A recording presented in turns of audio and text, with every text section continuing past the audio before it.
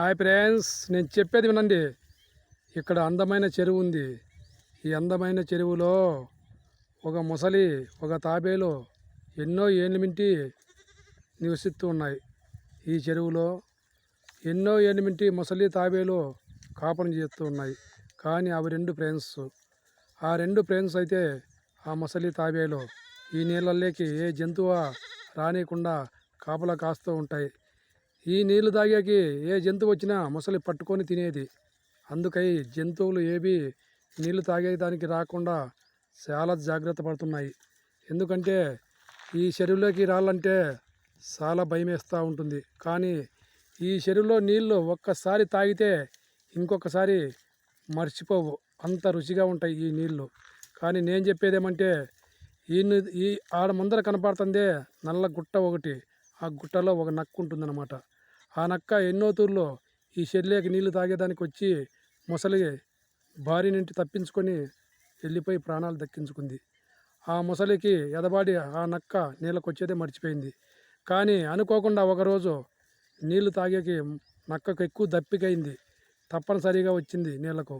తాగేటప్పుడు ఈ మొసలి పోయింది, ఆ నక్క కాలు ఎదుర్కొంది.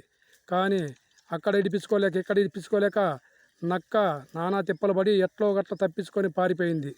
పారిపోతానే ఆ నక్క రక్తము చాలా రుచిగా ఉంది. ఆ రక్తము రుచి చూస్తుంటే మొసలికి నోట్లో నీళ్లు ఊరుతున్నాయి. అబ్బుడి నుండి దాని మీద ఎదార పెట్టుకొని మాంసము కానీ ఏందే కానీ తినకుండా ఆ నక్క మాంసమే తినాలా, ఆ నక్క రక్తమే తాగాలని ఎదార పెట్టుకుంది.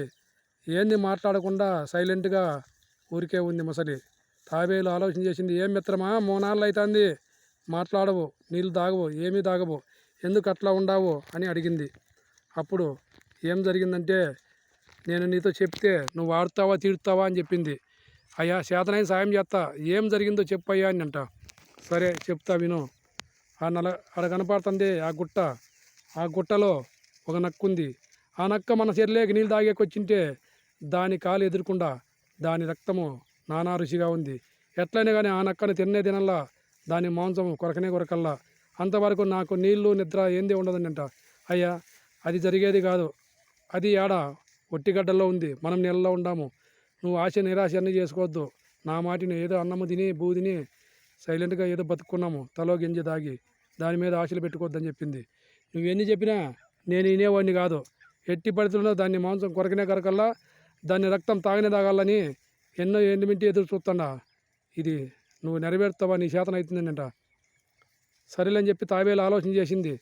సరే నాకు ఒకరోజు గడువు ఇవ్వు, ఆలోచన చేసుకొని చెప్తానని అంట. సరే పో అని అంట. సరేలే అని చెప్పి ఒకరోజు గడువు తీసుకొని తాబేలు ముసలి దగ్గరికి వచ్చింది. ఏమయ్యా మిత్రమా, నేను చెప్పినట్లుంటే ఆ నక్క నువ్వు తింటావు, లేకుంటే తినలేవనంట. నువ్వు చెప్పినట్ల ఏం చేయమనే చేస్తా, నీ మాట వింటా. ఎట్లన కానీ దాని మాంసం కానేగాల, దాని కొరకల్లానంట. సరేలే, నువ్వేమిలే, ఆ గుట్టకు మన చెరువుకు మధ్యలో ఆడ ముందర ఒక పెద్ద బండ ఉంది. ఆ బండతాకి నువ్వు చచ్చిపోయిన దాన్ని కొట్టి వచ్చి పడిపో. నేనేం చేస్తానంటే లబో దిబో అని ఏడ్చుకుంటా నక్క గేయి తాగపోతా. ఏం తాబేలు అట్లేడుతూ ఉండమంటుంది. అయ్యా రాత్రి ముసలి గుండె జబ్బుతో చచ్చిపోయింది, దాన్ని బోర్సాలంటే నాకు చేతకాలే, అందుకే ఏడ్చుకొచ్చి కట్టపడి ఆ బండ మీద వేసిన. నువ్వు మా కొంట్లోకి వచ్చి చెర్లోకి వచ్చి ఎన్ని తూర్లైనా నీళ్ళు తాగచ్చు, ఎన్ని తూర్లైనా రాచ్చు, నీకు ఆ ముసలి చచ్చిపోయింది, నీకేమి ఇబ్బంది లేదంగా అని అంట. మీ ముసలి చచ్చిపోయిందా అని చెప్పి అప్పుడు నక్క చూద్దాంపా అని చెప్పి గంతులు వేసుకుంటే గడ్డకు వచ్చింది. చూపిస్తారాబాయ్ అని చెప్పి తాబేలు ఆ నక్కని పిలుచుకొని వచ్చింది. పిలుచుకొని వస్తేనే ఇంకా 4 బార్లు దూరం ఉన్నట్లే నక్క ఒక తెలివేసింది. ఏమి తెలివో తెలుసునా, అందుకే పెద్దలు అంటారు నక్క కొన్ని తెలివి ఉంది అని. ఆ నక్క ఏం తెలివేసిందంటే, తాబేలు ముసలి చచ్చిపోయిందని బండ మీద పడుకుందని చెప్పి తోలకొచ్చినావు, కనపడుతుంది కరెక్టే, కానీ మా ఊరికల్లా చచ్చిపోయిన ముసల్లో తాకూపుతాయి, మరి మీ ముసలి తాకూపలేదని అన్నంట. అప్పుడు నోట్లో మాట నోట్లో ఉన్నట్లే ఆడ ముసలి తాకూపుతా ఉంది. అప్పుడు కనుక్కుంది, ఓహో బతికే ఉన్నావా, ఎంత పొరపాటు అయిపోయింది, నిన్ను నమ్మి దగ్గరికి వచ్చింటే నన్ను నోట్లో పెట్టుకుంటేదాన్ని కదా అని చెప్పి నక్కవా ఉరికే తెలిపోయి మళ్ళా గేలు దక్కుందనమాట. అప్పుడు తాబేలకు మెడతో కొట్టినట్లు అయిపోయింది. ఏం చేసేకి లేక మగాన్ని పేడేసినట్లు అయిపోయింది. ఏం చేసేకి లేదు, పరిస్థితి అయిపోయింది.